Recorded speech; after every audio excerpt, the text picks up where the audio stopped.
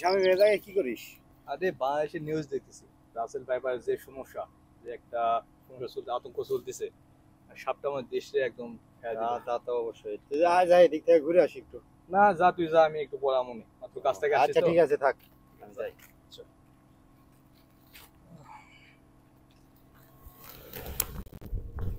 ও মারে গেছি রে, কি কামড়ালো রে! ও বাবা রে, কি কামড়াছে রে!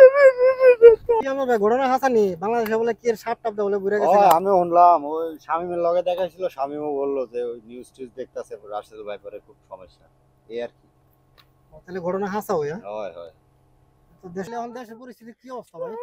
ভাই কি রে তোর কি হইছে? আমার রাসেল কামড়াইছে ভাই। কি রাসেল কামড়াইছে? ও আমার রাসেল কামড়াইছে। ও নো! রাসেল নামের রাসেল না, আমার কামড়াইছে রাসেল ভাইপার সাপ। আরে সাপ সাপ আছে, আমার দেখো ভাই, একটু দেখো ভাই, একটু দেখ। আরে শালা এটা তো রাসেল ভাইপার না।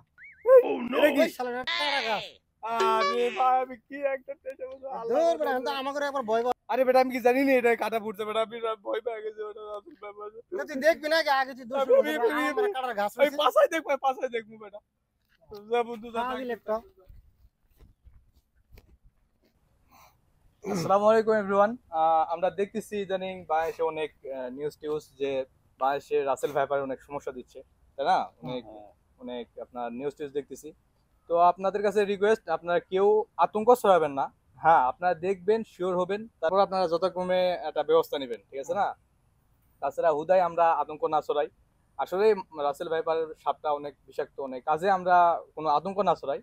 সবাই নিজের খেয়াল রাখবেন, ভালো থাকবেন। ভিডিওটা যদি ভালো লাগে তাহলে সবাই একটা লাইক একটা কমেন্ট করে দেবেন, একটা শেয়ার করে দেবেন।